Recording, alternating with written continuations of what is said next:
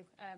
It's probably not everyone's idea of how you'd best want to spend a Wednesday in winter in Manchester, but maybe it is for some of you. But a huge thank you, because it's great to have so many people here. My name's Ruth Beattie. Your agenda probably says I'm Olivia Butterworth. I'm not. Olivia can't be with us today, but I'm a bit of a stand-in. I work in the Public Voice team at NHS England with Olivia. Our job here today is really to facilitate this conversation. So it's a conversation between you, the Care.Data Advisory Group and the Care.Data programme. And it's really, our job is not to be experts in Care.Data. We've got loads of people that know the facts. But what we want to do today is make sure that you can have a conversation and your voices are heard. A little bit of housekeeping. We're not expecting a fire alarm, but if we do hear one, it's out of that door and turn right down the stairs, just outside the door.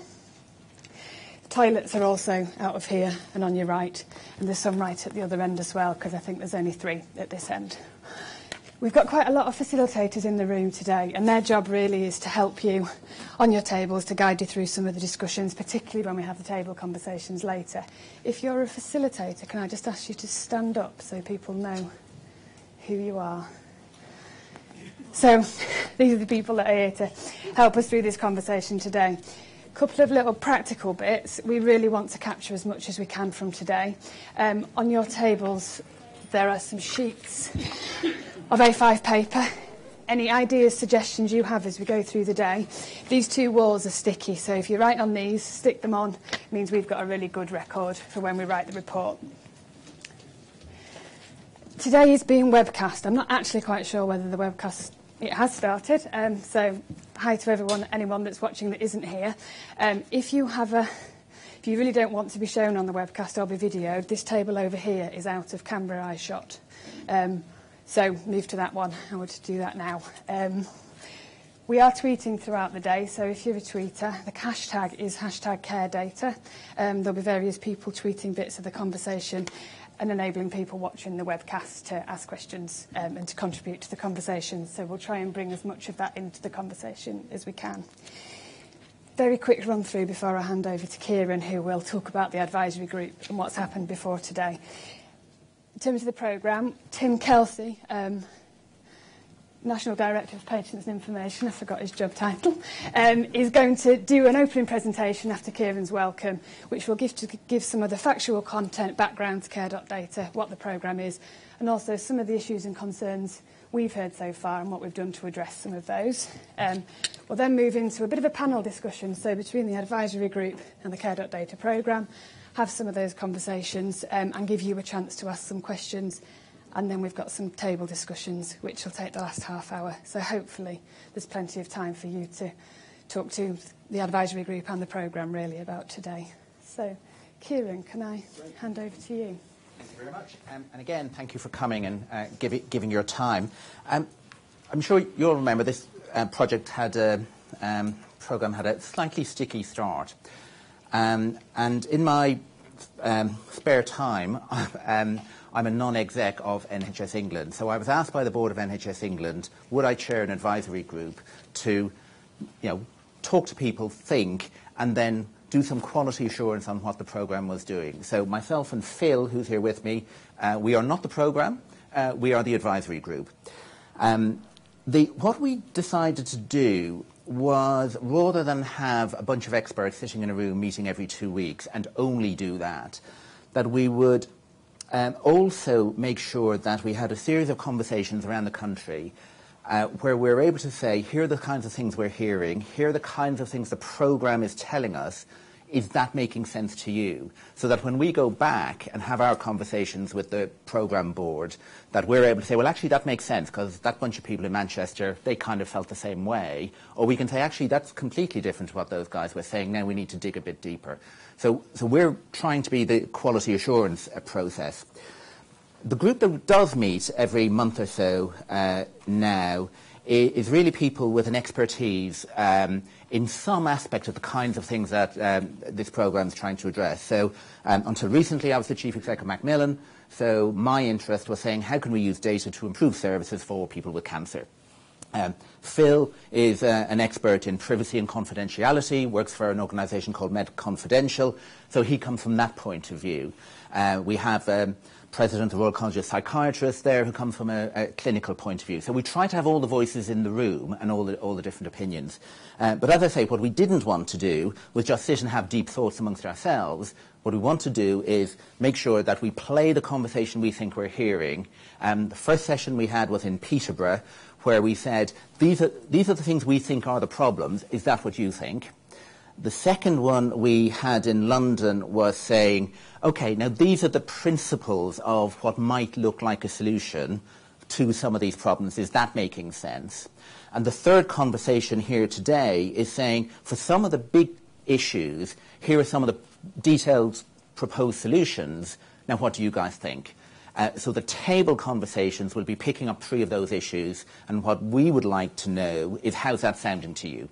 Does that make sense? And the thing we'd like to do first is invite Tim, on behalf of the programme, to do a bit of background, because clearly, you know, some of us have been steeped in this for the last 6 months. Some people have been in it for 2 years. Some people, you know, sort of first heard about Care.Data last week. So just a bit of a levelling, bit of where is the programme today, what's been happening over the last number of months, and Tim will talk us through that. And then we'll open it up for Q&A, if that's okay. Make sense? Again, thank you for being here.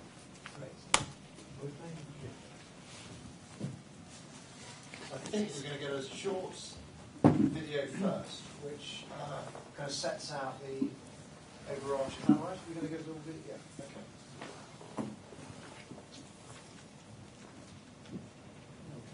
Yeah. Okay.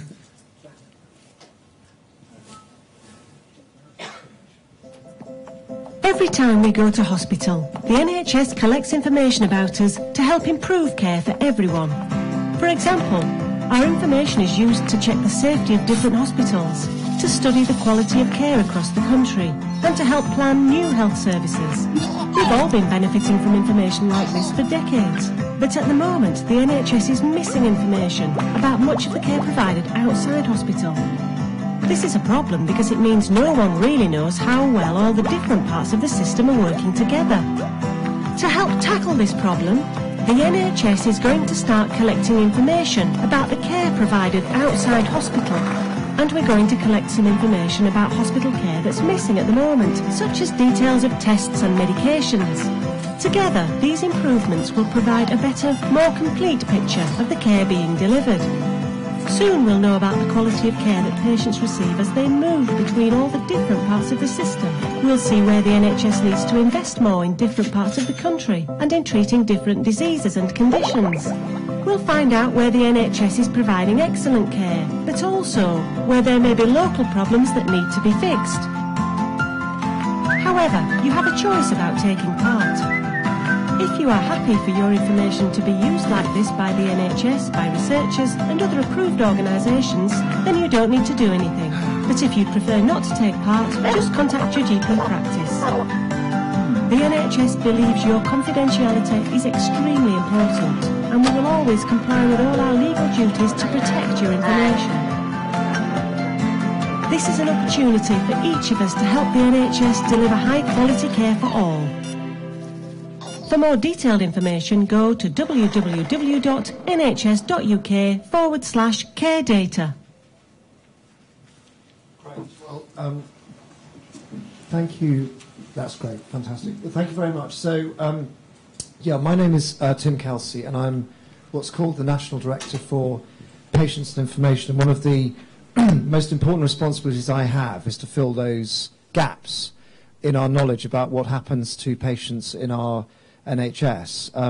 And I think people will be very surprised when they realise how little actually we know about the experience people have in health services and the degree to which, as a result, we can't do things that are very urgent to improving the quality of care for those people. So just to give you one example, right here, right now, I couldn't tell you, nor could anybody else, how many people are being treated in England with chemotherapy and to what effect. We don't have that number, we don't know the numbers, and yet if we did, we would be able to assess the degree to which they were receiving the right kind of treatment in the right sort of a way. And we've got some really big problems. We've got problems like the fact that we know that there are a surprisingly large amount of people who are being diagnosed late with, say, bowel cancer in the A&E department, when what we really want to do is to find their illness much earlier, before they get into an emergency situation, and be able to work out plans, or have their GP work out plans for them at a much earlier stage. And we know that when we do find people earlier in the course of their disease, they quite often have a longer life expectancy as a result. So to some extent, I think many people in England think that we know all this. And so one of the very difficult things about this programme has simply been to be honest about the fact that there are big parts of the service we do not know very much about. And as a result, we are struggling to improve it to support GPs and others to do their very best to support their patients. At heart, that's what this is about. So Care.Data is at heart about improving the way in which services can be improved pretty much right here, right now, for patients, that we can do something about things like late diagnosis of cancer. We can improve the survival rates for people with heart disease, again, many of them diagnosed late in their condition, and understand how we can get to those people sooner.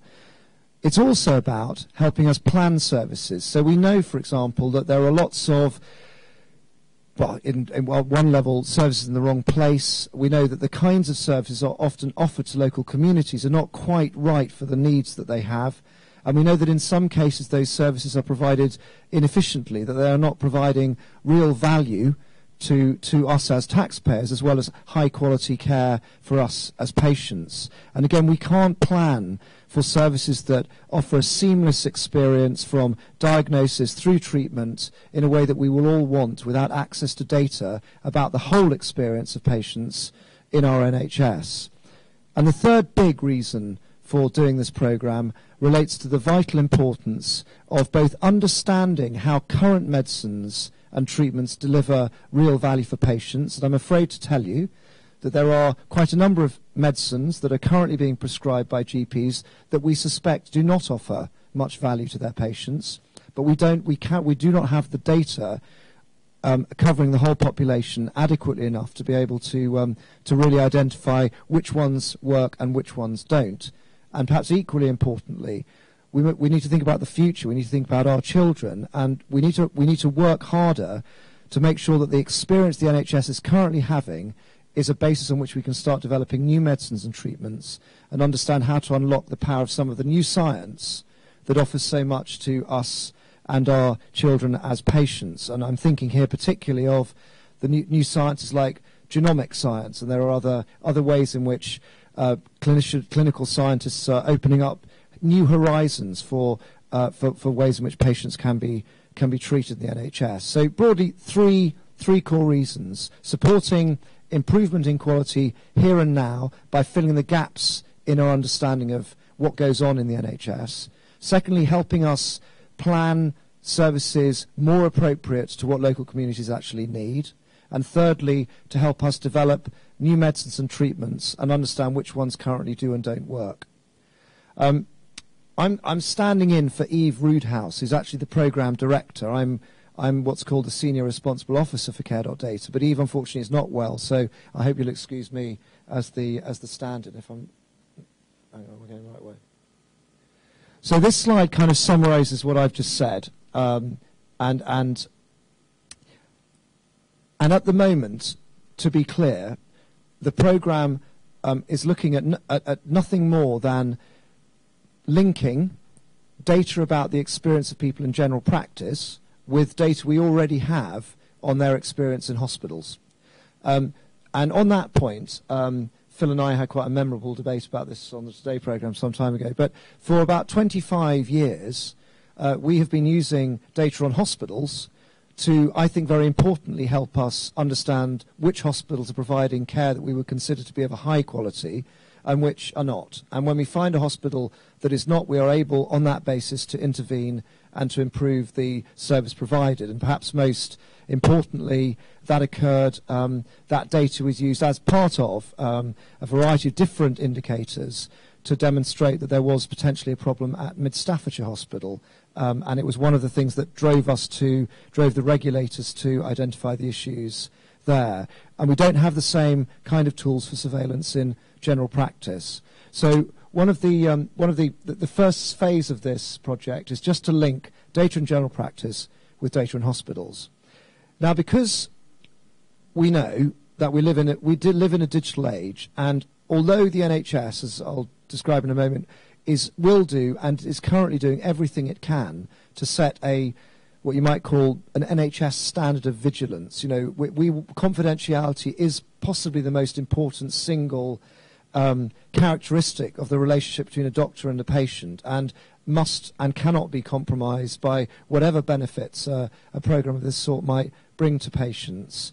But we can't absolutely guarantee that will be the case, because in this digital age there are all sorts of risks that haven't existed before in relation to, you know, people hacking data and so on and so forth. So all we can do is do our absolute best. But because we can't guarantee it, one of the other really important things about this program, which at the time it was launched caused quite a lot of confusion, was to say that in the end it's got to be the patient's choice as to whether they are prepared to share their data for what I would describe as these important benefits. And as a result, we introduced something called an opt-out, which enables people to decide, if they do not want to participate in this program, that their data will not leave the general practice and will not be part of the insight that we subsequently have into local services. Now, we think that that's a person's right. Obviously, we hope they won't exercise that right, because the more data we have on what's happening in the NHS, the better will be our ability to support GPs and others in delivering the right service for the right people. But that's a matter for individuals. So, in a way, the importance of tonight and the importance of all these conversations we're having at the moment is to try and work out how best we make people aware of those rights, but equally, hopefully make them understand that if they do share their data, it's an act of altruism, it's an act of it's a gift which can have a very profound effect on helping other people and themselves as well, potentially. Again, I won't go through these examples because I think perhaps I've covered that off, but there are lots of examples, and perhaps of ways in which already, actually, in local contexts where some of this data is currently being shared, real benefit is accruing. And actually, there's one example which isn't here, which I'll just mention, which is a very good friend of mine runs, I'm sure Amir will know him, runs the local, a big general practice in health centre in East London in Tower Hamlets. And they have been sharing data between different general practices in order to understand how they can improve immunisation of children, particularly in very disadvantaged ethnic minority communities. And there was a point in time about 5 years ago where they had incidence of childhood diseases that were of the 19th century. They were essentially, immunisation rates were so low that there were really disproportionately large numbers of people suffering from the kinds of diseases that in most of our country we have more or less eradicated. And in order for that to be achieved in Tower Hamlets, they needed to get the immunisation rate up to what's called a herd level of immunity, where basically the entire community is continuously immune to these diseases. And so they shared data in order to understand how best to target their services at the most affected communities. And in the space of 2 or 3 years, they've raised the level now to herd immunity in those areas. So in a very meaningful way, in Tower Hamlets, the act of data sharing has quite literally saved lives. It has protected children from lifelong disability. It's a very important, real effect. Have I gone the right way? Yeah, okay. So this broadly describes what happens to your data if you were to be as generous as to allow the NHS to have access to it. And essentially, it goes from the GP practice into a body which the NHS has set up to manage these data flows, and then through a very rigorous process of independent and transparent assessment is made available in de-identified formats, in ways that can't readily be re-identified, to approved users. And for the very large part, the people who will be using this data will in fact be, of course, local hospitals, local commissioners, NHS organisations. But we do want to also be able to give this data to appropriate researchers, organisations like looking at the development of new medicines, new treatments, trying to understand patterns of disease in our society as well. But one of the things I'll point out in a minute was a very big concern when we first launched this programme was that we weren't being clear enough about the safeguards for who got access to your data once you'd given your permission for it to be made available. And so we think we've listened hard to that, and we've made some changes to the law, and we made some changes to other operating procedures across this process, which we think does provide much greater transparency and in fact makes it now illegal for this data to be used for any other purpose than health and care benefit. And again, we need to work very hard on defining precisely what we mean by that. But what it definitely does not mean, and this is the will of Parliament and of this government, which needs to now, of course, be reflected in the operating procedures, is absolutely not for purposes connected to things like insurance or junk mail. And these were issues that were raised by Phil and colleagues, quite rightly, as it turns out, earlier this year, which I hope we are now making progress on providing reassurance over. So we've been involved since February, when we brought the programme to a stop, frankly, in order, not that we didn't want to proceed with it, but just to listen harder to what people were worrying about. And we've had we've met more than 3,000 people, or almost 3,000 people, as you can see here, in a whole range of different meetings and events right across the country, engaged with all sorts of stakeholders, national bodies and others, charities, to think through the issues. And we now feel we're in a position to kind of report back. So what we're doing over the next few weeks is publishing some material which I hope expresses our thanks to all those people who've taken the time to tell us how we might be able to get this right, but also to put in place the kind of safeguards that you've been telling us are absolutely necessary. So we are going to be publishing this document in the not too distant future. So I'm not going to go through all the details here, but because it just goes on for too long. But we'll make sure you all get a copy of it when it is available.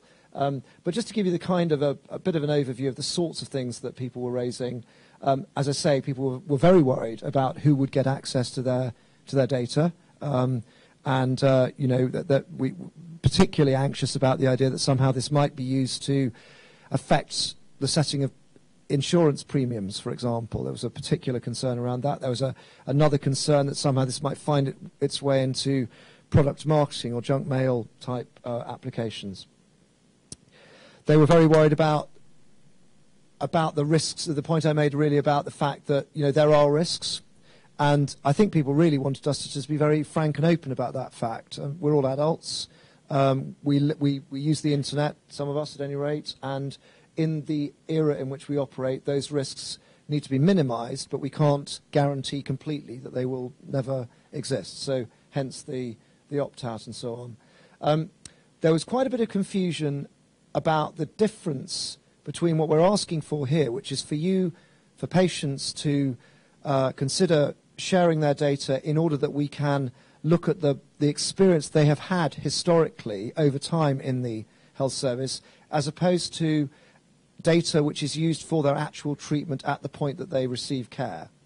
And in the jargon, we call the latter of those primary uses, i.e. a doctor at the bedside accessing your record in order to administer a medication to you or something, as opposed to the use of data sometime after you've probably had your care episode, in order that it can be analysed for all the benefits I've just described, and we call that secondary uses of data. And I think people, again, in the first iteration of this programme got confused, because actually I don't think our material, our literature, the way in which we described it was successful in helping people understand that if they did choose to opt out of this programme, it didn't have any impact at all, and certainly won't, on their eligibility for care services in the NHS, nor on the ability of their doctor to treat them appropriately at the time they need care. Communications with patients on their right to opt out. So this opt out is a quite complex issue. It's new. There's nowhere else has introduced such a right to patients in relation to their medical data, and people complained that we were overly complex in the way we explained it. So we've done a lot of work to reduce the complexity, not just of the way it's explained, but actually of the way it operates as well. I'm sure we'll get into that today. The benefits case we weren't clear about, again, perfectly legitimate criticism. And then the other thing, which is in a way a more internal question, which is GPs have a big enough workload. How are we going to support them so that they don't just collapse under the burden of all the various things they're asked to do? And that's been a very important part of what we are now dealing with. So I'm going to race to the end of this now because I'm sure many of these issues will be discussed. But I just want to get to actually what we're doing today. So in response to all the feedback we've had, and the crucial need for us just to start testing a different approach, having put in place new laws to ensure better safeguards, having clarified the opt-out, having worked out, I hope, a better way of explaining the benefits, and also being more open about the risks, we decided that the best way of doing this was to, in a very transparent and open way, work with, as it's turned out, with 4 local health economies, local areas, broadly covering about 250 GP practices, to start to redesign the programme. So we're now in this phase of co-production, working with not just the GPs themselves, but also with local patient groups, health watchers and others in those 4 areas to start really understanding whether or not we have got to the right place. And so we are spending a very detailed amount of time looking at materials like these, understanding whether or not they make sense to people, are they explaining the right things, and essentially doing what I'm afraid public services on the whole don't do, which is just being honest that we got it wrong and trying to start again, working closely with local health economies in order to try as hard as we can to get it right for all the reasons I've just said, because the longer it takes for us to get it right, the more people will not be benefiting from what we could be helping them with. And then just finally, we will not be proceeding to any kind of national rollout of this programme until we are absolutely satisfied that we have designed an approach for patients and for GPs which is clear, which communicates properly the benefits and the risks and the rights to opt out, so that when we do go to national rollout, should we get that to that point, we can be confident that we've learnt from what happened before. And the process, which is briefly outlined there, is there's a very eminent individual who has been a long-standing guru in the area of confidentiality, Dame Fiona Caldicott, who has recently been appointed the National Data Guardian, and she will be overseeing now, independently, the degree to which she feels we've reached that standard, along with a range of other voices, including, of course, Phil and Kieran's advisory group. And so once we have got to a consensus that we feel we are ready to roll, that will be the point that a decision is taken. But we're not rushing it. We are going to take our time to make sure that we are in the right place. So I'm going to leave it there, but hopefully that gives some useful background. Thanks, Tim. I'm sure there's probably lots of questions in the room that you want to ask, so just keep hold of them for probably 10 minutes. Before we move on to that, I'm going to ask Kieran and Phil on behalf of the advisory group just to give some of their reflections and feedback, what they've been hearing over recent months, what their current challenges, questions are for the programme, and ask Tim and Janet King, who's Regional Head of Intelligence for the North in NHS England and does a lot of work on care.data, to give us a bit of a response and reaction to that. People watching on the webcast couldn't see the slides, so we'll work out how to email them to them or something similar. Put you on the spot first, quick. Phil, you've been in from the beginning of this. How do you feel things are, if that's not too open a question for you? Right, well, I mean, as you say, we're in a process. As Tim has laid out, there are certain things that are meeting what MedConfidential said from the start should be the basic principles, that whatever's done with patients' data is consensual, safe and transparent. And Tim's, in his talk has actually pointed to several of those things. We're not there yet. The law, the changes in the law still need to, the rules, if you like, still need to be laid finally before Parliament, so we can see how that independent oversight is actually going to be managed. we need to define things. Tim mentioned that this is going to be used for the benefit of health and care, but there's also bits like, the promotion of health, which leaves an opening, as we still see it, with the way that things are structured, where certain companies still would be able to get access, and there still are things such as commercial reuse licenses. So we need to nail down the detail.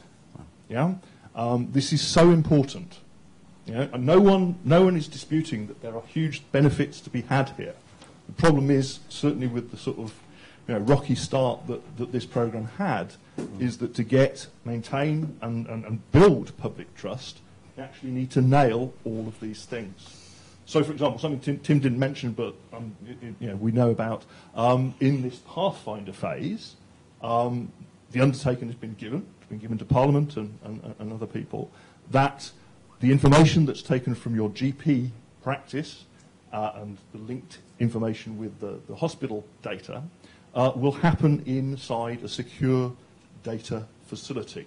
Yeah? To minimise the risks of adverse things happening to people's data, you can do something which is not give out copies of it, yeah, and only allow the approved users in the first instance to come to this thing, and over time, as people can prove that they have similar levels of security, to be able to maybe access a copy but not take away individuals' data, and that's the crucial thing. There are promises that can be made, and these are good things, but we want to see them in place.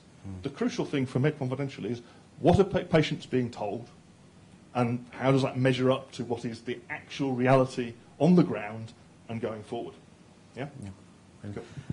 Can I ask one question, then we just open it up? One of my bugbears, because I have several bugbears, but one was around the use. It's the use of the data from the other side, because what we don't want is to build a beautiful data set that and there aren't enough analysts or enough people who know how to do good research to do it. So how do we know through the Pathfinders that we'll be able to actually, this linked data will tell us things we don't know, because it shouldn't be a theoretical exercise. Yeah, and Phil's quite right. I didn't mention that in this first phase, we're absolutely going to require any authorised research to come into the safe haven, so that the data will be held in a secure facility and not allowed out. But a very important part of that will be to try and demonstrate real value there and then from what linked data can deliver. So we're working with a variety of bodies, the Royal College of General Practitioners and others, to sort of work out a programme for what sort of research we might do on that limited group on that data that flows from the first practices. Just to really reassure people that the benefits we're describing are achievable through the relatively simple but vital act of data sharing between general practice and hospitals. Okay, great. Should we just open it out? Can we go back and then come forward to... My question would be... Oh, sorry, for the sake of the people on the web, we need to use the mic. Oh, you want me to start? No, start, gentleman behind.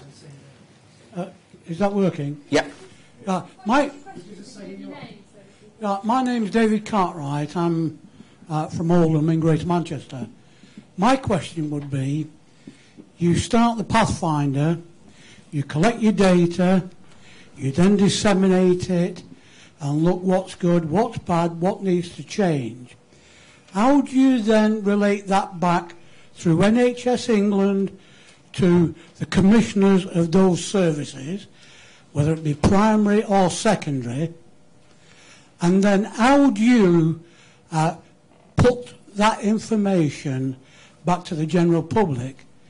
Because in the past 5 years, we've had a lot of bad information saying, well, we've looked at all the information and we've got to do this.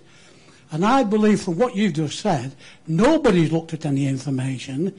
It's just a case of, we'll dip in the pot there and we'll do something over there. So we've got to keep the trust of our communities. How do you intend that to happen? Should we take the second question as well? Thank you. Hello? Brian, yeah, it'll come on. Yeah. Yes, Brian Todd, Blackburn with Darwin, and victim of this scheme. The CCG in Blackburn with Darwin last week said they'd heard nothing about it from anybody. I don't know whether they're telling the truth or not, but that's what they said in a public meeting.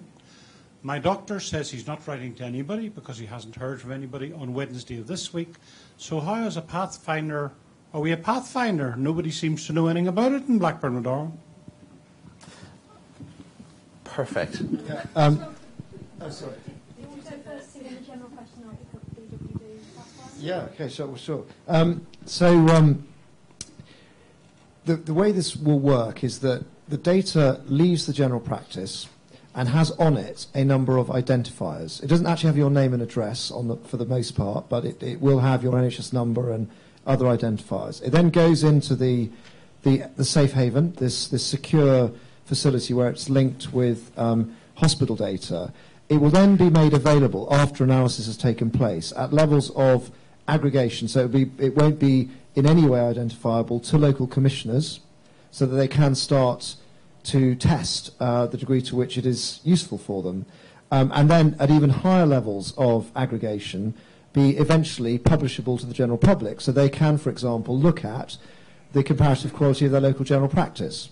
Or one of the big issues here is we don't really have terribly good insight into the quality of general practice by local practice. And we want to build our awareness of how we can support GPs better by having that kind of information. But the public will also want that information. So we will be able to, over time, publish that at levels of anonymization, or levels which are anonymous enough to be published. And that's, I know, but I don't know if people understand the word aggregate, but at aggregate level. So exactly like statistics. So there's sort of different layers that goes from actually identifiable, which is only allowable in the secure facility, up to anonymous, so that it can actually be published in a newspaper or on a website. Yeah.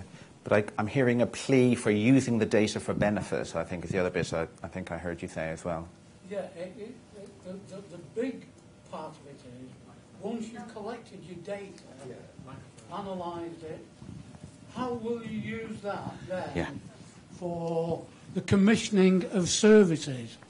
Yeah. How are you going to say to a group of, or a clinical commissioning group in Blackburn and Darwin, what you need to do looking at this is that, how is that going to provide better services? So one of the so apart from the fact that we just don't know certain things at all, we also can't provide commissioners, CCGs, with the ability to compare how their local service is providing, say, compared to a similar local service with similar kinds of patients, with a similar local population. So in order to enable a commissioner to have a sensible conversation with a local provider, they need to talk to them about the degree to which they are comparing well or not well with some other similar sort of environment. That's how you do commissioning. And at the moment, we cannot provide that data to them. This programme will allow them to have the tools of comparison with which they can have the kind of conversations that will actually drive both better quality and more effective care from local providers. Yeah. Can I give an example that might help from my past, which was, it was a research project with a thing called the GP Research Database. And what it did was it looked at people with cancer who were treated 20 years ago and found that women who had breast cancer 20 years ago had double the risk of a heart condition. So what the commissioners were able to do was to go back to the GPs and say, when you have women who were treated with breast cancer 20 years ago, it's even more important that we have a conversation around, making sure your heart is healthy, so be aware of it. And look. So for me, part of the answer has to be real practical things, insight, that people see out of the data, and it plays back into the health of the community. Because one of my issues in the early days was there was a lot of talk about this is great for UK PLC. Well, who on earth is UK PLC? How is it going to improve health in my community? So it has to be, and that's really why I worry about making sure we have the analytical capability, which then goes back to the commissioner. That would be one example. Sorry, we need to pick up the question on Darwin and have they heard or not? With Darwin, they denied it last week. Yeah, I think With the Pathfinders, what we found is because they're all quite different sizes. So, for example, in Leeds, we've got 3 CCGs working as one citywide, whatever the collective noun is, conglomerate, I'm not sure. Whereas Blackburn with Darwen is obviously a much smaller CCG of 29 practices. So the Pathfinders are going at different speeds. What we found with Blackburn is we started off with all of the Pathfinders with initial conversations with chief officers, clinicians, to talk about the benefits of the scheme, to talk about how vital it was that we actually tested with Pathfinders and we had an open and honest conversation. So at BWD, we had that conversation, both with the chief officer plus with their GP clinical lead. And they said, yeah, we think this is something that's interesting. We think we can add value to this and this will add value to us. They've done a session with their clinical senate, which brings together all of the GP practices. I've done a session with their local medical committee to provide some background. And we had a launch event on Tuesday. And sorry, it's been a long week. My colleague's nodding in the background, so yes, it was Tuesday. Where we expressed an invitation out to all of the practices to come and hear what was happening and to ask any questions that they might have. What we haven't done at this point is definitely signed up practices to say, yes, we will become Pathfinders. And what's happening in each of the areas is they might stage this slightly differently, but the main theme is it starts with an evaluation of the materials, what we call co-production. So the kind of thing you see here, this is a blow-up of the leaflet that will be going out, series of GP and patient FAQs, that kind of thing. That's being shared with interested people across the CCGs to evaluate. We will then ask practices to express an interest in coming forward and taking part in the next stage, which is what we call fair processing. That's where we support them in contacting their patients to say, this is what we're talking about, this is what happens to your data, this is what we'd like to test, and giving them the information that allows them to make an informed decision whether to opt out or not. That stage hasn't started yet, but at the launch event yesterday, we didn't actually ask for practices to sign up. We're not at that stage with them yet, but we did have 3 practices that came forward spontaneously, and they said, yeah, we want to test this, we want to be part of it. My colleague Simon on the table here has also been at a CCG breakfast meeting this morning, and not just because they tempted him there with croissant, to talk to the CCG staff and explain what's happening, because the CCG staff are also patients. It's also their data. And if we're going to help people to understand what's happening, if we're going to really test this out, these are the kind of people we need, and we need to get their views back. When you announced it as a Pathfinder, you should have done all that before you announced it so that people knew. CCG refused to do anything about it until they get details from you. So the patients are sitting in the dark. Each of the Pathfinders is building, in conjunction with their local health watch, is building an engagement plan, and it's set into that process. So the CCG have agreed that they will be Pathfinders, but what they've not done is mandated engagement with their GP practices, nor have they, as yet, asked each individual practice to make a decision about whether they take part or not. Not what they said last week at their CCG meeting. Okay. Sounds like that needs to be taken away. Thank you for that. Can we go to the lady at the back and then the gentleman here? Thank you. Oh, I'm sorry.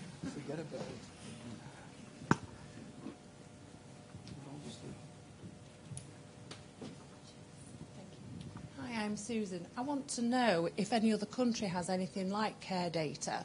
If they do, how it works, and are you actually going to share this data and their data? Good question. Gentleman here, and then gentleman here. I just wanted to know how this is tying into the other availability of data that's available, because it might help you. I've been analysing the National Diabetes Audit, which has 2.1 million patients in it, and which shows the results, and I can tell you what happens by GP practice, not just by CCG. I can see what happens in hospital. I can see audits of patients coming out. So it's very valuable, very useful. So I support what you're doing is my key message. But the point is, you can analyse that data. And if you look at that, it's all held up by HSCIC, the same organisation that's holding your data. GPs get cough points. You can dial that up and you can see that at the level of a CCG. Public Health England have just 2 weeks ago released a tool for a number of diseases whereby I can actually see, I'm working with Trafford CCG, I might add, you can see in the area how each GP is performing on each of the cough targets, on diabetes and a few other diseases, I can't remember which. But there are data sets out there which you might care to draw on to try and show how your wider scheme would be advantageous. And my real question was, how are you going to link it all together? Gentleman here in the front. My name's Bill Hodgson. I'm a member of the Civil Service Pensioners Alliance, an organisation of some 60,000 strong pensioners, significant users of the health service. It seems to me from what's been said tonight that this Pathfinder process is already falling apart at the seams, from what Brian Todd from Blackburn with Darwin has to say about the mystery that seems to be surrounding their involvement. I spent 2 hours or so watching the webcast of the last meeting of this type, and I'm still not clear on the process of how the Pathfinders were chosen. Seems there's something odd going on there. How can we be sure as members of the public about the balance that exists in these organisations that have been chosen? Are there sceptics there? Are there dead keen groups there?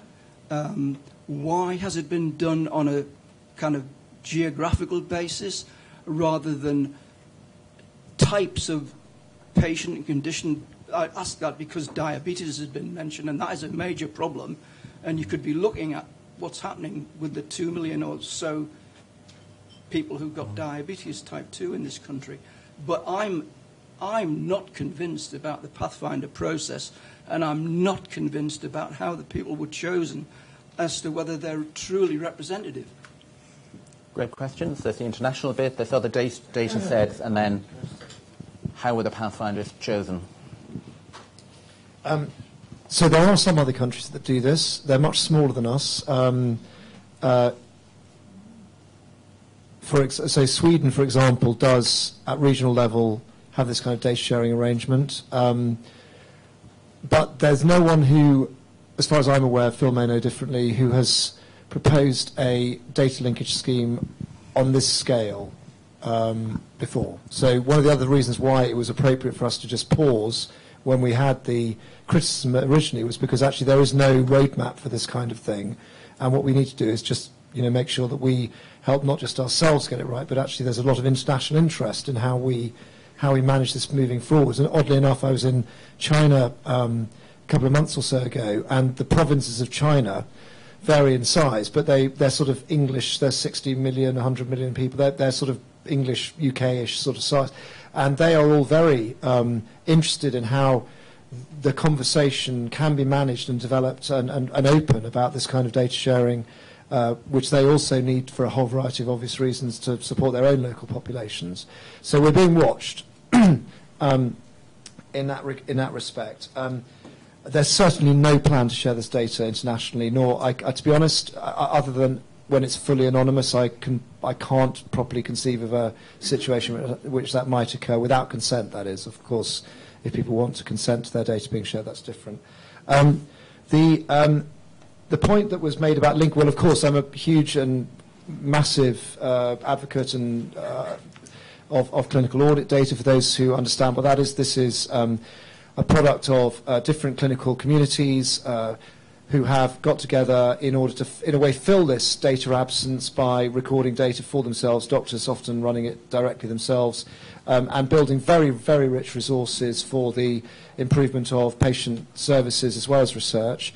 I think partly Care.Data, though this is a long way beyond where we're at the moment, leads us in the direction over a number of years towards a point where we hope there will be a very comprehensive environment for data sharing, which will sort of be able to answer all those questions, not just about the big diseases. So I agree, diabetes is a very well covered area, but one of the big areas we're going to have as we get older and sicker and our generation in particular likely to impose a burden on the health service way beyond the burden the health service is currently experiencing. There will be an awful lot more people with very either not sort of rare singular conditions brought about not because they have so many multiple conditions, and there are some really important reasons why we need to be in a much better place to understand what happens to small numbers of people as well as large numbers of people. But certainly support the view that at the end of all this, hopefully we can get to a linked environment which will service all patients. On the question of how the pathfinders were chosen, I think we've been very transparent about this, so there's certainly no secret. We excuse me, put out a call to action to CCGs.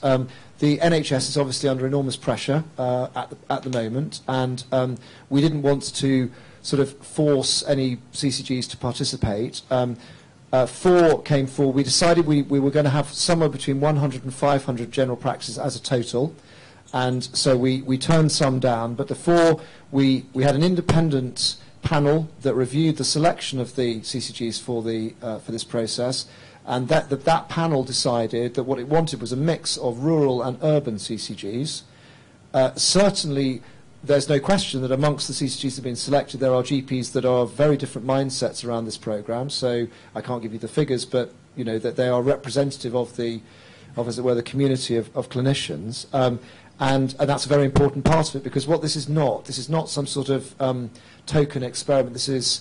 We need to understand where people have issues, what we can do to resolve them, and it's a very important part of the programme that we do have GPs who are not necessarily supportive, so that we can work out what we do with that. Yeah. If you're not mandating any, our understanding is you're not mandating any particular practice. No, we're not. To be in. Yeah. So it's likely that the sceptics won't be. Well, I'm not sure. At the moment, it's not. There are some sceptics who are definitely absolutely wanting to be inside it because they want to. For various reasons. Yeah. So I don't know, but I think it's all part of just having an open and transparent conversation and process. But just to reassure you, there was an independent panel that adjudicated on the selection of those CCGs. Brilliant. I've got a question from Twitter. I'd quite like to log Twitter and the gentleman here. Okay, so the question from Twitter was, if someone actually opts out of care.data, what information will still leave a GP practice? And can we take the gentleman there as well? Right. My name is Geoffrey Ron. I'm representing Healthwatch Bolton. We're moving into a period, well, the future lies with integration of medical and social care. How are we going to deal with the sharing of data with, say, local authority social services? Let me just answer the opt-out question. So I'm Phil's more an expert on this, but I'm not going to get... Essentially, there were, rather confusingly, originally 2 types of opt-out proposed. There is now just 1 type of opt-out proposed, and as of very recently. And what that means is that if you elect not to opt out of this project, then no identifiable data will leave GP practice. Full stop. That's what it means. There are occasions when data that's derived from your record but is not identifiable might flow. So, for example, there will be a count, probably, of the number of people who've opted out without any identification of them, so that we can monitor the degree to which actually one of the things that Med Confidential wants to do, monitor the number of opt-outs, for example. But there will be no identifiable data that leaves the practice if you opt out. Second thing... Sorry, the thing that we're being asked as well, that original 2 opt-outs, the original 2 opt-outs said, and certainly earlier in the year, the concern was around what was being done with the data from hospitals as well, which is why it was being, we think it was being offered. So this is, the opt-out now, is it going to do anything about data gathered from other sources, or is it only going to be the GP practice? And those people who've already opted out and said, I don't want my data being passed on by the Health and Social Care Information Centre, when will that be actioned? Yes, right. So of course there were some people, we actually don't quite know how many, but a small number of people who in the first iteration of this programme opted for their data to leave the GP practice, but for it not then to travel to certain uses outside of the information centre, if I can be. And the fact that we're now changing the opt-out to be much simpler and basically just give you the choice of either it leaves the GP practice or it doesn't, leaves us with a group of people to whom we need to go back and invite them to make when we get to ask them what they would like to do about that. So that's the point I think you're making, isn't it?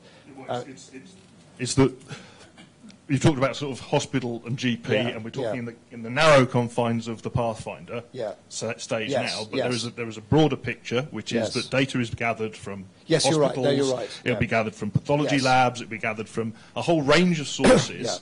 And it's all very well to have an opt-out that operates at your GP practice. And like I say, we're satisfied if no identifiable data leaves. And I think most patients would say, OK, that's fine. But what about my data from elsewhere? So at the moment, it's in relation to the current GP practice. But you're absolutely right. One of the longer-term, medium-term issues that the NHS has to deal with is that this opt-out is government policy. It will need to gradually be applied to all other patient data as it exists in the health service, and we need to work out how that all works. But for now, it's the GP issue.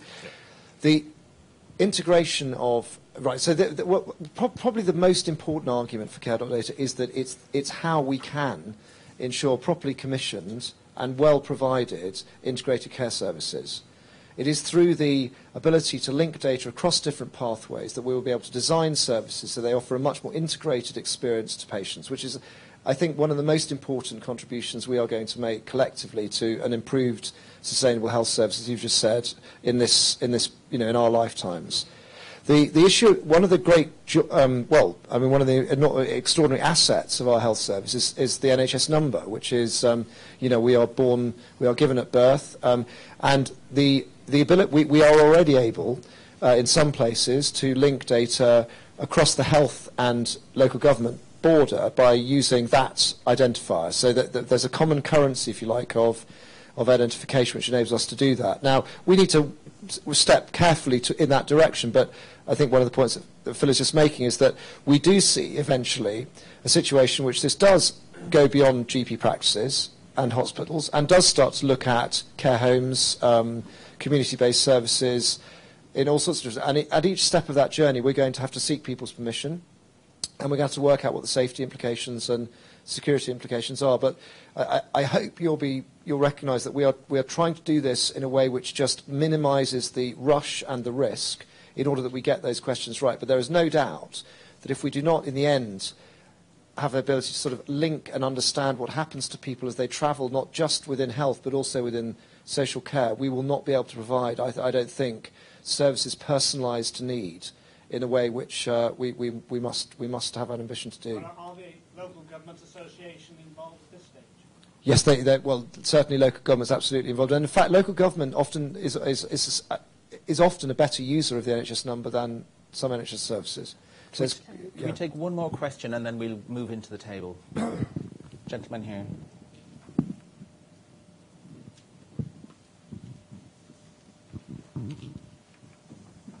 I feel rapt attention.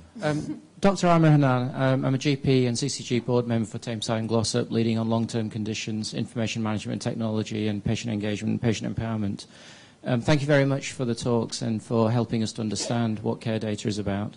Tameside is interesting because it's the capital of heart disease in the country, so I was really interested in the points you were making about how care data might be able to support our patient population. Our patient population is dying 10 years younger than the national average, and as the CCG lead for long-term conditions, it's very close to my own heart personally.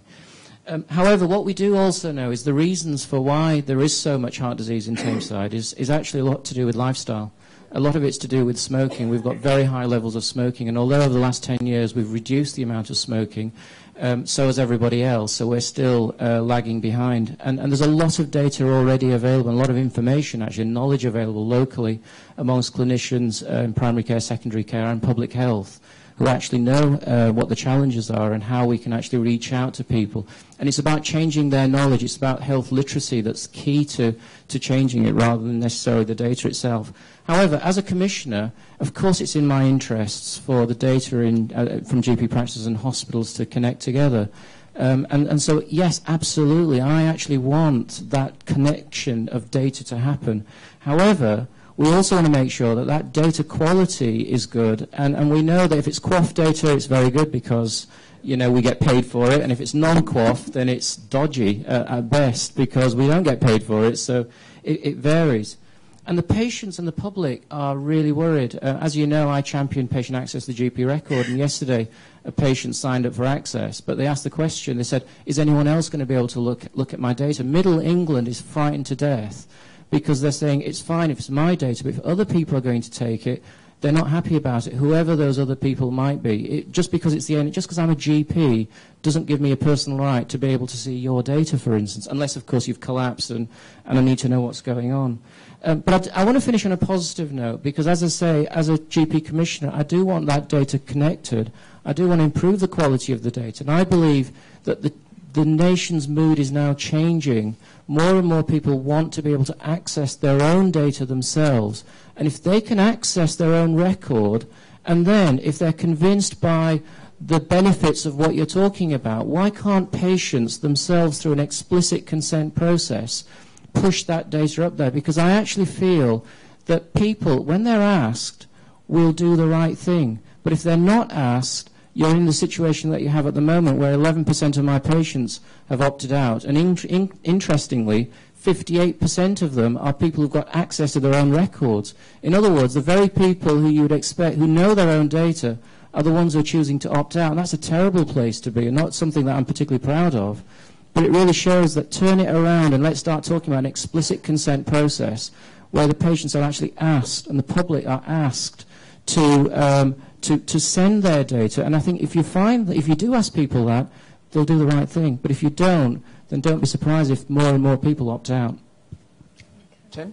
Or well, I think that's a perfectly legitimate view, the reason that it's not at this point, you know, that it's not sort of now what we might call an opt-in, if that's what you're referring to, sort of explicit consent, is because everything we know in the NHS about opt-in is that it drives inequality of outcome. So one of the issues, and we've debated this a lot, as you know, the BMA and various others have called for this. We need to know most, in a way, about the people who are least likely to opt into a scheme like this. It is precisely the people who need the services most and don't get them, and those people who would least likely be an active participant in, say, a current patient record access scheme. You know, I'm passionate about that as well, who actually we need to have, in a way, the most intelligence about. So there's I think, for me at least, a very strong moral argument for the way in which we've currently configured this as an opt-out based scheme. However, in a way, both of those kind of thoughts become a bit irrelevant if we really do communicate with everybody about the opt-out. So when you dig into some GP's concerns, as yours, about the fact that people really must know to make a decision, the emphasis then becomes on how do we really properly communicate with people in order that, in a way, the opt-out, opt-in issue becomes less relevant if we can have confidence that people across the piece are aware of what's happening and therefore able to make a judgment, even if that judgment is they don't do anything and therefore essentially don't opt out. Phil? Just very quickly, because it hasn't been mentioned, but one of the important things that came across was people need to know where their and their family's data has gone. We proposed, and we believe it's rolling, so I'll mention it in this context, a personal data usage report. It's a bit of an ugly term. I'm sure it will come up much more polished. But the idea is that you actually would be able to get, like some sort of statement like you get for your mobile phone or your bank, and will be able to know where your data has gone. Patient Online is, 2015, and rolling out from that point on, and hopefully that will link up with people's consent choices. But it's really important, not just to sort of publish and say, oh, well, we're going to be doing a bunch of good stuff, and, 3 months or so retrospectively say we've given some data to some people. Patients actually want to know, and I think what I'm hearing from what you're saying there, is that patients want the confidence to know exactly who's had access to their data. And I think everything that should come out of this process should be about building patient confidence through knowledge, not just having to sort of trust some statements, but to actually be able to see it. And that's what we hope will come in the future. Okay, brilliant. Need to move on to the table conversation, but thank you for that. Hope that was useful and helpful and interesting. And what we're going to do now is talk about the proposed solutions to 3 of the problems that were on that list up there. One was around the secure data facility, how will the data be protected. Second one was who's going to be able to see this stuff and what they're going to do with it. And the third one is and how some of that communication is going to happen, if that's okay. And then we'll come back at the end of that, have a bit of a conversation, and we promise to get you away by 8. Thank you.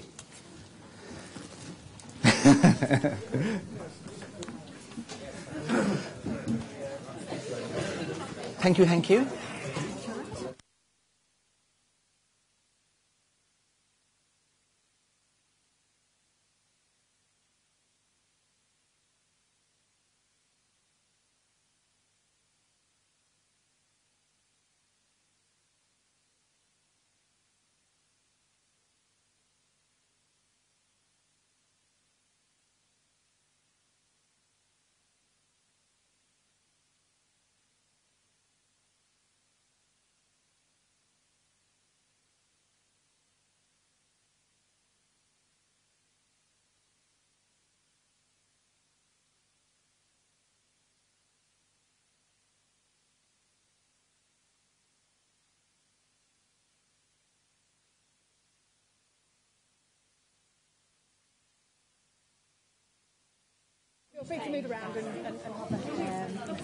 For those of you watching on the webcast, we will be returning at 7:30, so in 20 minutes' time.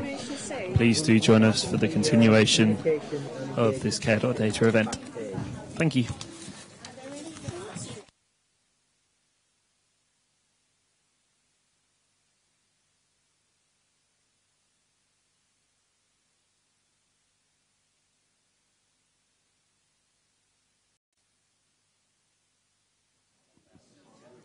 At this Care.Data event here in Manchester, we are still taking part in table discussions. We shall be resuming in about 4 to 5 minutes. And the questions on the screen that you see at the moment are the questions that the tables are discussing.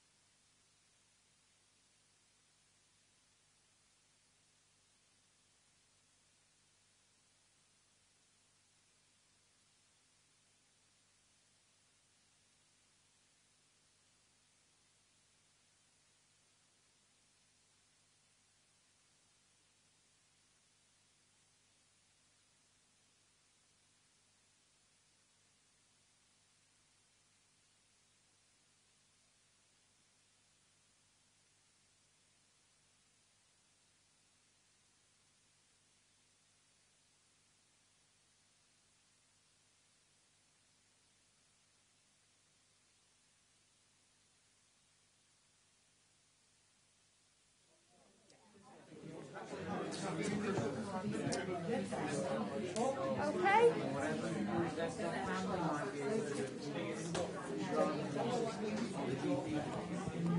Yeah. Okay. Really sorry to interrupt. It sounds like.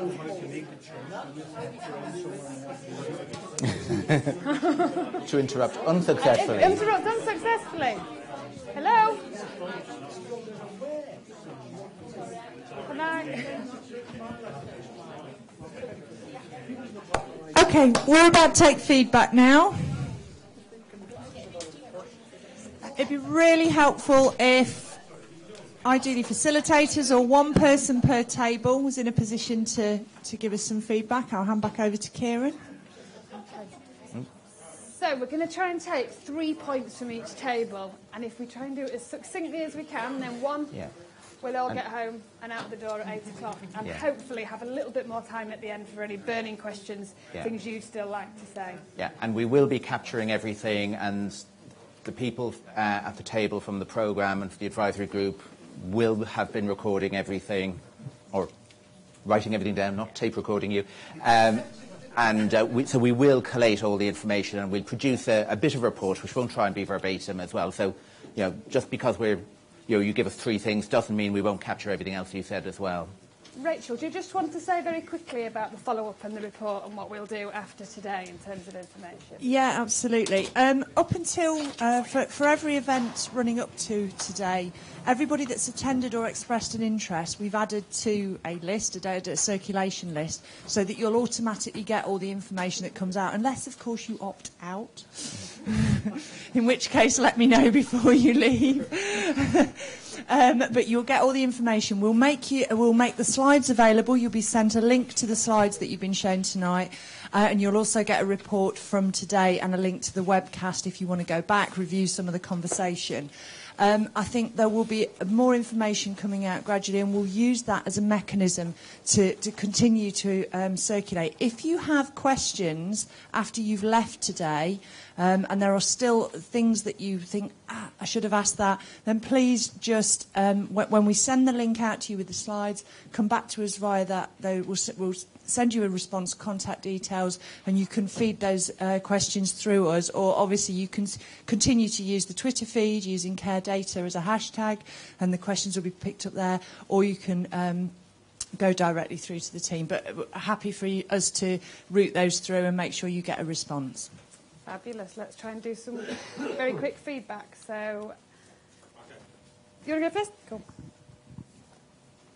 So 3 issues. 1, trust, which was going to be said 3 times. But second was communication, and the third was to give Dame Fiona teeth through statutory powers. Yep. And for those of you who know Dame Fiona, yeah. No, she's formidable. Should we go this one? Thank you for those. 3 key points. One was about the priority, about the ability to access the data and the dissemination of the data. That seemed to be really vital, and it felt like you had to just go to a secure place, and that's a concern. Concern about the legalities of GPs releasing data under the Data Protection Act, and questions about the quality. Is the quality sufficiently detailed for the benefits that were being aimed for from the GPs? Because it's not coded. Yep. Data quality came up earlier as well. Okay, lots of questions, lots of comments, but 3 things just to point out. We had a really interesting discussion about, is there an appetite by the public for themselves to push information upwards, and will that be more useful? It's easy to connect with the public, and it's that thing of people wanting to tell their information. There is a very clear question of what's changed as a result of the pause, the 6-month pause. What's actually changed, and also lots of practical questions still around things like, how large is the data set? What coded information will get sent? Some very practical questions like that. Okay, thank you for those.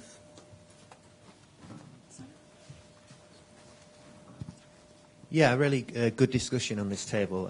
We sort of concentrated more on the communication and engagement angle.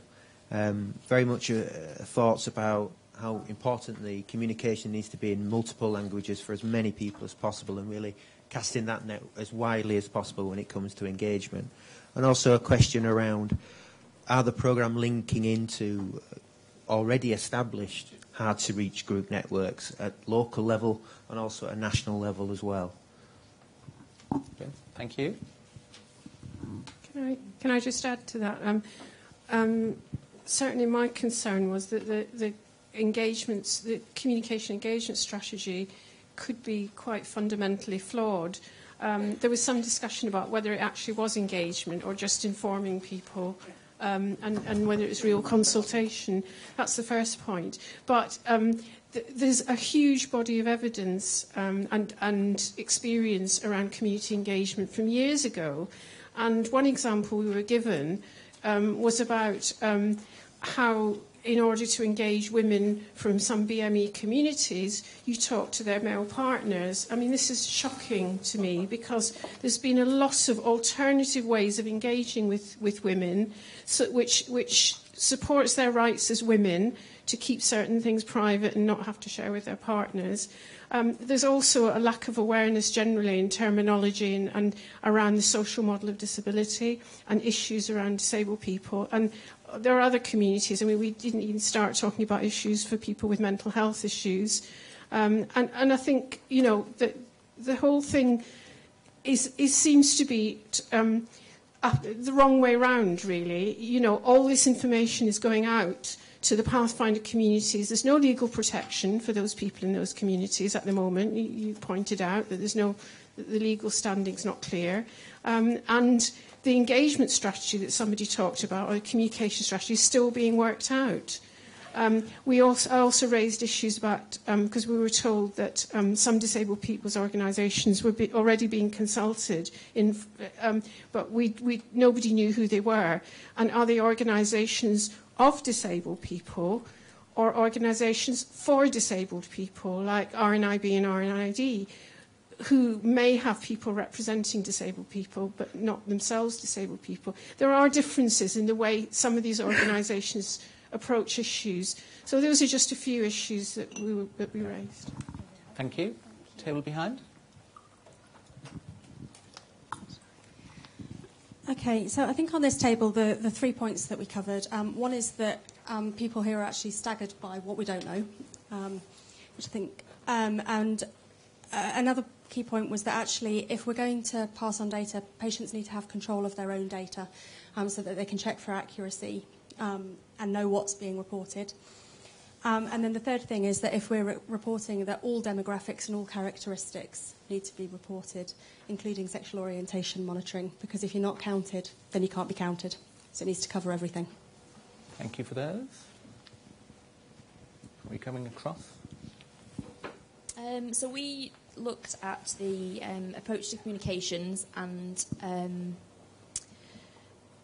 we said that we can't just give people a leaflet and assume that they'll understand that leaflet. So it's about talking to patients and sort of within the Pathfinder areas, we need to sort of get out and talk to people and sort of understand their concerns and check that what we're saying is making sense to them.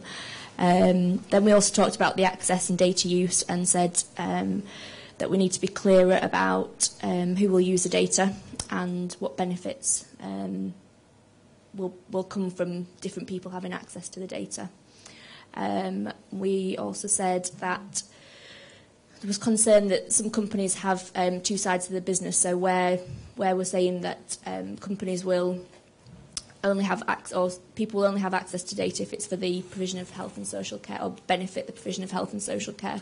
There's kind of just a bit of sort of grey water around that, and we need to be really, really clear. So I think that's some feedback for us to take back. Yeah. Did I miss anything? Agree with that too. Thank you. No? Okay.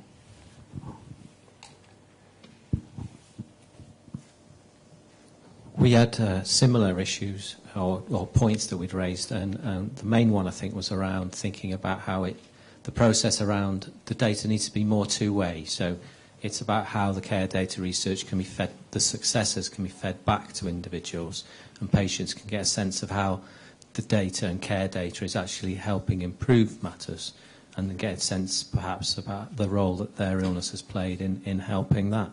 So following on from that, is that part of the timeline, and would that be ahead of, or could that be ahead of opening up the access to the data to more approved providers or research agencies? So as part of a kind of safeguarding procedure, you get a sense of why people are accessing it and what difference it's making, and individuals get a sense of that this is a good thing and their role in it has played a good part. Great.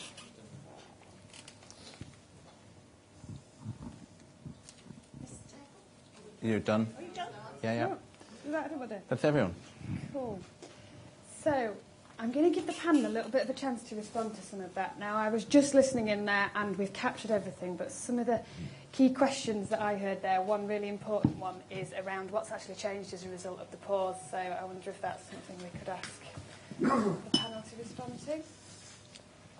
Yeah. So I heard a lot of things there which I think were really helpful and thoughtful. Actually, really quite a lot has changed in the last 6 months, and that goes right back to the fact that some legislation was rushed through in something called the CARE Act back earlier this year. And what that did was give statutory authority to the body now charged with determining who can have access to this data. So there's something called the Confidentiality Advisory Group, which is independent of NHS England and of the Information Centre, which now has statutory authority. It has existed before, but without statutory authority, to determine essentially the process by which different organisations, NHS bodies included, will be able to get access to that data and to police this vitally important definition of what health and care means in relation to the uses of that data. So that's, I think, a very important step forward. So for the first time, we have statutory independent oversight of the way in which health data of this sort is used for the right purposes. The second thing is that the government, and I'm obviously not the government, but in a way just speaking, the appointment of Dame Fiona Caldicott as the National Data Guardian is the intention of the government to give her statutory powers in order to force people to comply with her recommendations, probably around best practice and the way in which individual organisations should safeguard data. So we might consider her to be something like a chief inspector of confidentiality, and that will have statutory basis as soon as there is a legislative frame for that. So I think those are two very important differences. I think possibly in many ways the other key thing that's changed is the way in which the Information Centre is now committed to a code of practice to be completely transparent about the organisations that are given access to this information, so that we can see who they are and what they're using that data for, and indeed in certain circumstances when required by the Confidentiality Advisory Group, those organisations will also be subject to independent audit. So this is a pretty thorough and detailed process that's being proposed, and there are some new sanctions for people who do not show the kind of responsibility we would all expect in relation to the handling of our data. And the most important of those is, in the context of the new CARE Act provisions, an organisation that does not deliver on the requirements it will have for handling this data will be barred potentially from ever using the data again. So a one strike and you're out policy is also part of the legislative intention. That is a very, very draconian requirement and sets a new bar, I think, globally for this kind of consequence that will befall an organisation in relation to bad handling of patient data.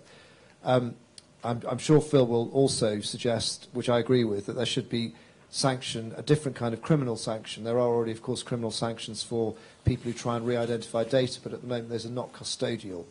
So there's an area there which I happen to agree with in relation to the government considering additional custodial sentences for anyone found to have the intention of re-identifying a patient in this context. So those are some things that have changed. I don't know if Phil, you want to... Yeah, well, I mean, they're changing.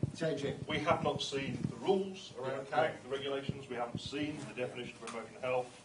We haven't seen the one-strike sanction. These are all, good proposals. We need to see them. We need to see them in place. And if you're going to communicate to patients about it, then obviously that's an important part of building trust, that they're there. And actually, just to say, sorry, to go to the point somebody made. So the Pathfinder process, so at the moment we're in a developmental stage, that will not proceed to action, i.e. literally the fair processing period and then the extraction until these legislative provisions are in place. So just to give people the reassurance that these rules will be completely known and have been laid before Parliament before that process begins. Yeah. And then sort of moving forward, I know we're talking about a Pathfinder stage here, but undertakings are being made about, we're writing to the programme is writing to every patient with the leaflet that we're seeing, or a version of the leaflet we're seeing, and an opt-out form. This has to be true going forward. You can't do a bunch of things for a Pathfinder and that not be the case as you go forward. So, if you're making assurances on that basis now, like your data will never leave a secure data facility, people have to know, if they're being given a choice right now, that that's going to continue to be true. So it's that sort of thing. On your tables, you've got some copies of the opt-out form and the letter as they currently are. So if you want to grab those and scribble on them and hand them in to us, we can take some of that feedback. And can I just give an observation from chairing the advisory group as to what I think might be different now to 6 months ago? One is it's much more about co-creation. So it's the reason, it's almost the reason around, sort of the question about how come we don't have the answer to some of these questions, because actually we're developing the answers with people out there in a way which probably wasn't done previously. So that's one. Second one's a boring one, but I think the project is better resourced with, more people, different people, additional people, whatever as well, which is making a difference. And the third one is, and it kind of links to the first one, is saying that there's a realization that this program in itself is almost a pathfinder, because it's a question about where's the future around integrated care. So if this program doesn't get it right, it's actually setting a bad precedent for lots of other things as well. So I think there's a lot of care being paid to this, because actually there's a bit of this which is addressing the sins of the past, and there's a bit of this which is trying to work out, because whatever care.data ends up doing will actually be applied to lots of other things as well. So it's very important to get this right, I think. That would be my other observation. Happy to be... Sorry? Forgive me, I was going to say that's good with the understatement. Yeah, no. I agree.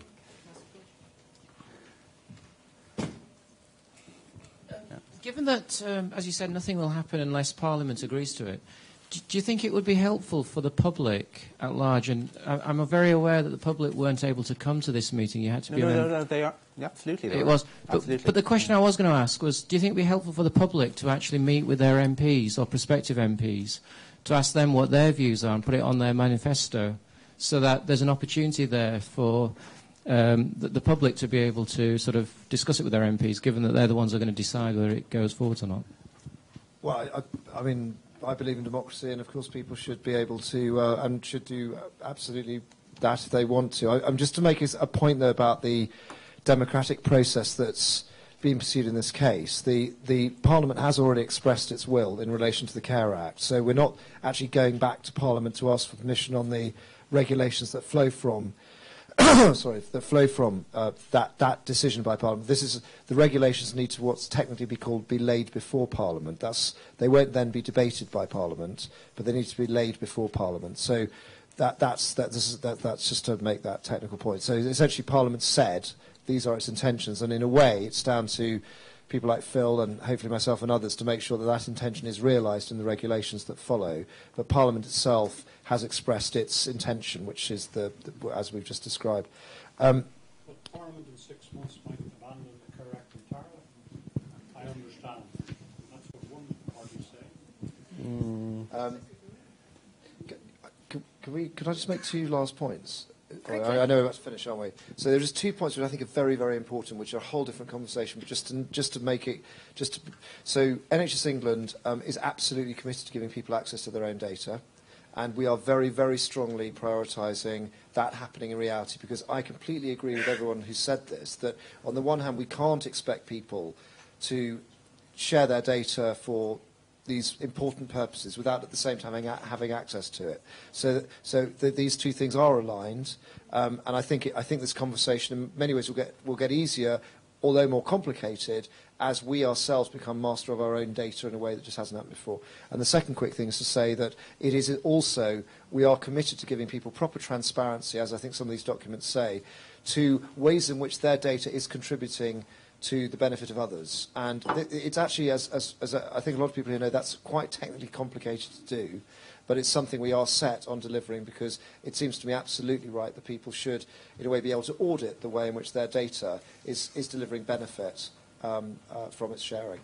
Thank you.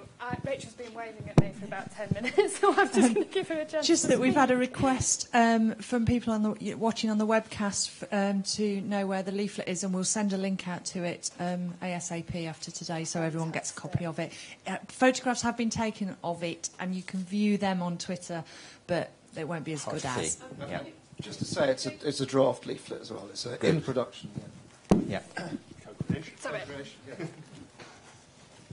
Just an obvious question. Can it be made available in alternative formats for disabled people? It will, absolutely. Yeah. No, there are lots of patient groups being involved in the development That's one of the them. things that's happening at the moment. And gentlemen here, and then I'll have the last word, and then we'll have you out by 8. Sorry, I don't mean in the future, but, you know, for people's comments now. Yeah, thank you. I think the other thing is to try and assure you that a vast majority of older people do not have access to the internet because it's too expensive. Do not expect everything back by bloody internet, please. Correct. One of the things we're really focusing on in the Pathfinders is how we communicate to people and work with people that wouldn't access mainstream internet, all those things. So. Yeah, brilliant. But a good reminder. Okay, it's just about to strike 8. Thank you again for your time. Hugely appreciated it. Phil and myself, on behalf of the advisory group, we'll be going through all the comments, all the stuff as well. So thank you for that. Programme, of course, is here as well, so they've heard it directly. And rest assured that when we get the feedback from the programme as to what they think is, we'll be, playing this tape through our heads and saying, is that consistent with what we heard in this room today? So thank you again for the time. Really do appreciate it. Thank you.